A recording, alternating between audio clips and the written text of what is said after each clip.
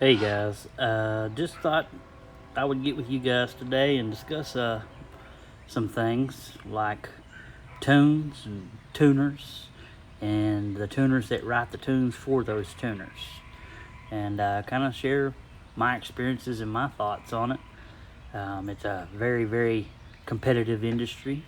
Every tuner is different. Their approach to creating your tune and what in their ideology makes a good tune, whether it be low end torque or high end horsepower, or good mid range power, that kind of thing. And like I said, their approach, whether they do it one off revision or if they have a process where they go through 8, 9 revisions.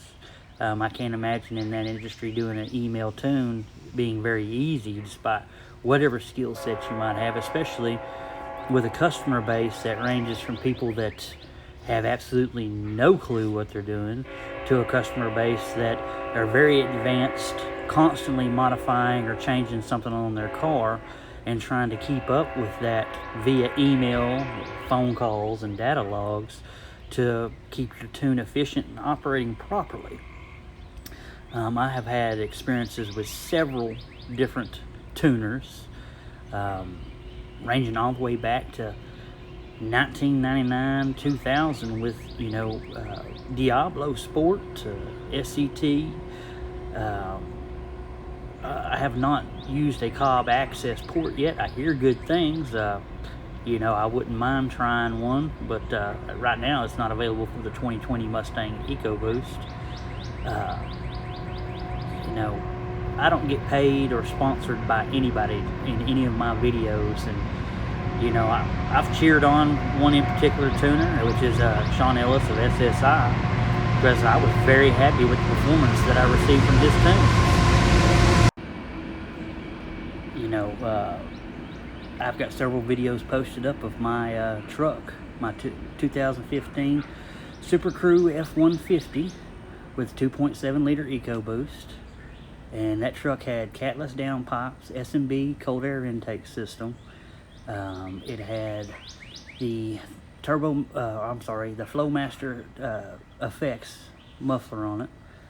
And I had put traction bars on it with Nitto 420S tires all the way around. And I had lowered that truck 2 inches in the front and 3 inches in the back. Ran that truck with an SSI tune for 4 years, at least 50,000 miles that I put on that truck with that tune. 93 octane performance. Sean did excellent work.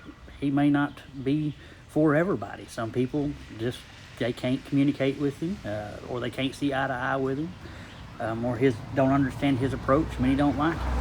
I've also had experiences with Tori McPhail of Unleashed Tuning and his wife, and both of them very kind, very informative, and very quick on their response on upgrading tunes. I've read and heard everything from it's not the most powerful tune, but I'm going to tell you, the man does a really good job about tweaking them and getting back to you. I've also had experiences with Ortiz Performance. Luis Ortiz, he does a very good job with his tunes. Probably not the most powerful, but you know what? It's a damn good everyday driver.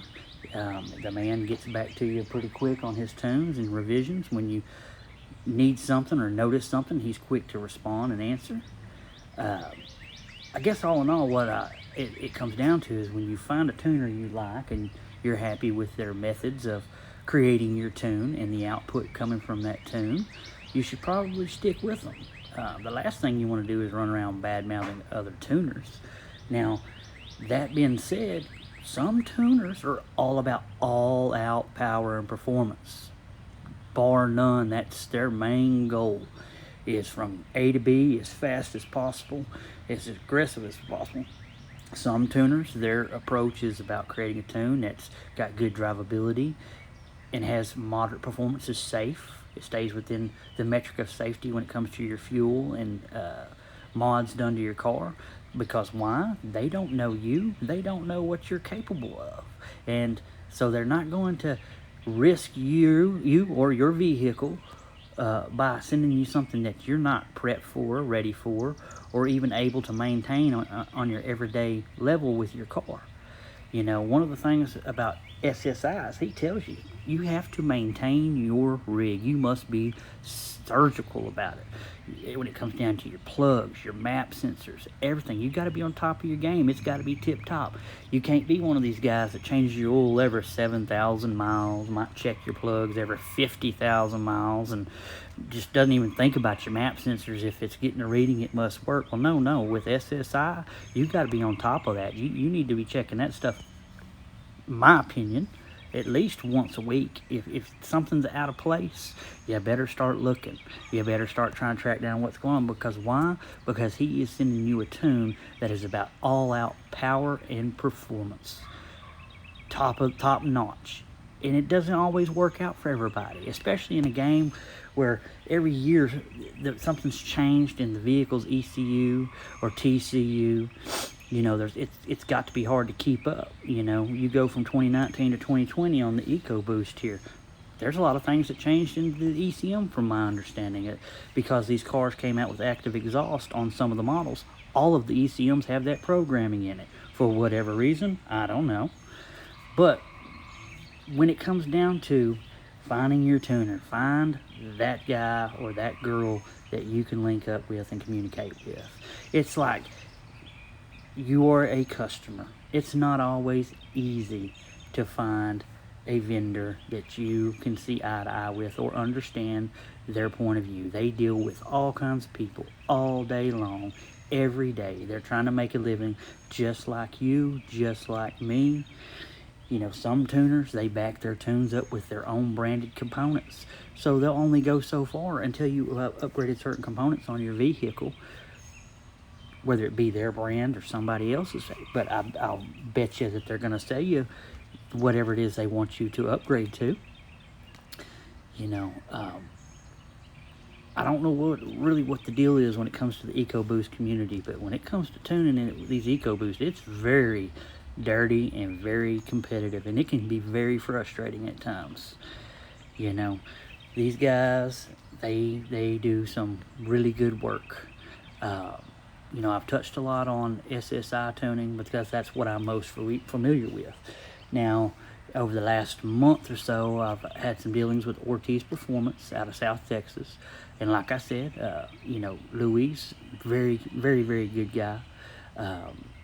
He has been very well about communicating different things about tunes that he's changed for various mods that I've made on my 2020. And he has stepped up his game each and every time and let me know where I'm at. If I made a change, he'd tell me, oh, you know, we're good with that tune on that change. You know, when we step into this different arena, say maybe E30, or we go this route, and maybe I'm going to upgrade the turbo or whatever, that's when we'll revisit that. You know, and there's tuners out there that's like, all this revision over and over and over again, that's just crazy mess. Well, that's that tuner's approach, because they want to be sure that whatever they're sending you is not garbage, does not cause damage, etc., etc.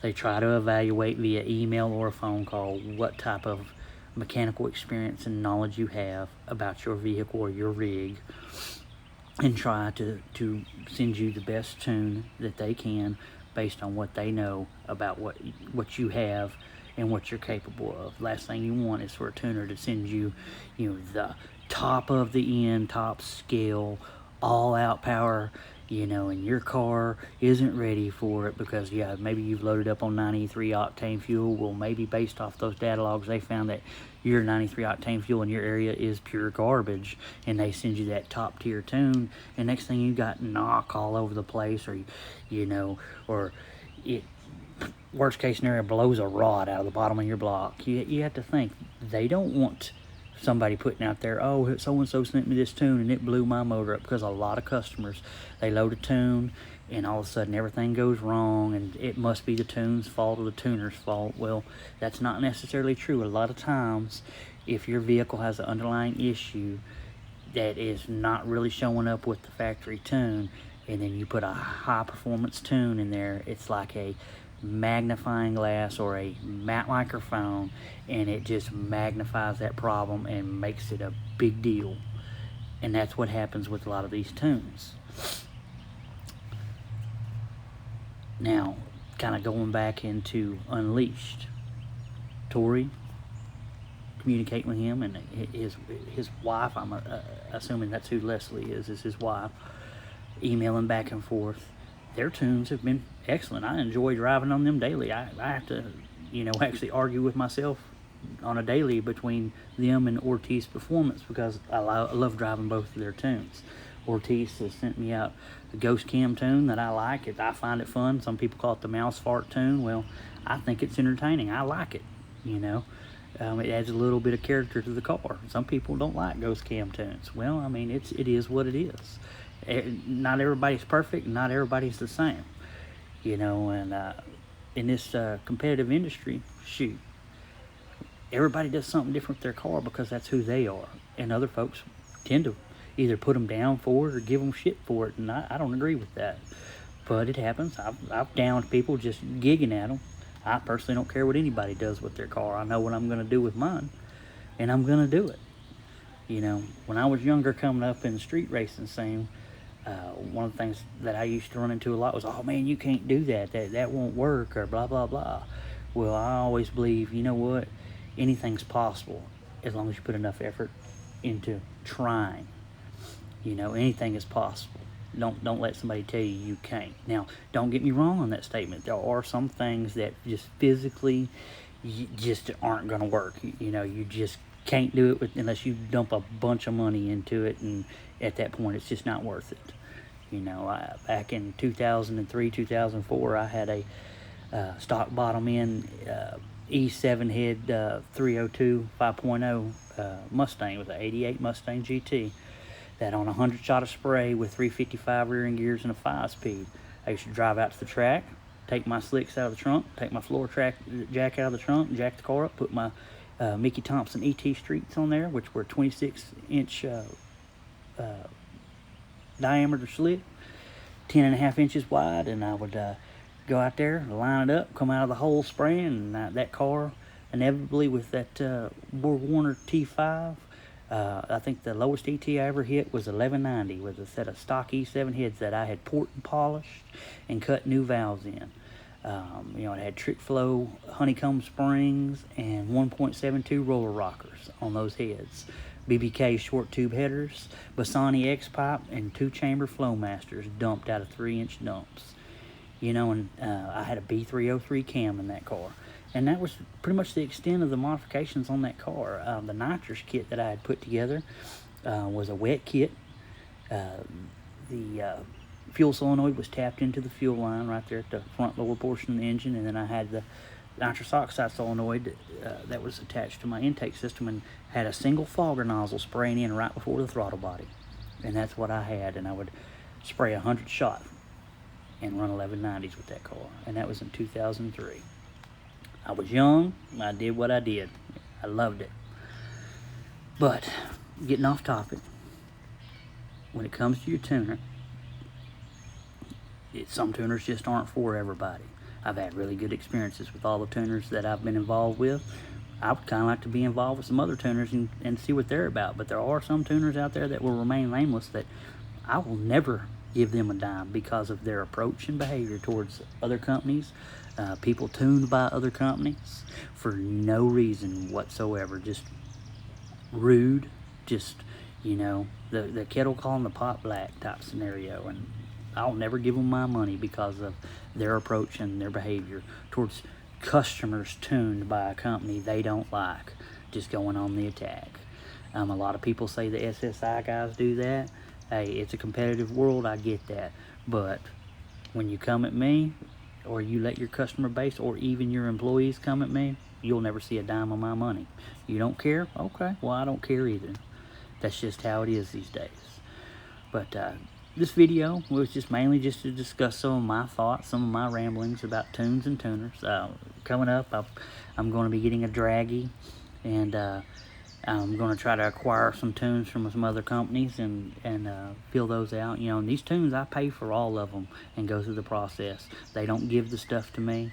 They're not sponsoring me. They're not sponsoring these videos. But, I'm going to get a draggy and do some 0 to 60, some 1/8 mile, and some 1/4 mile runs to kind of give folks an idea of the power range, you know, of what these different tuners are capable of. And I'll tell you how many revisions I went through with each of them, and, you know, such and so forth, to get where we were at with those tunes. Anyway, thank you for watching. Have a nice day. Please like and subscribe on my videos. There's more content to come, and I thank you for your time. Have a wonderful day.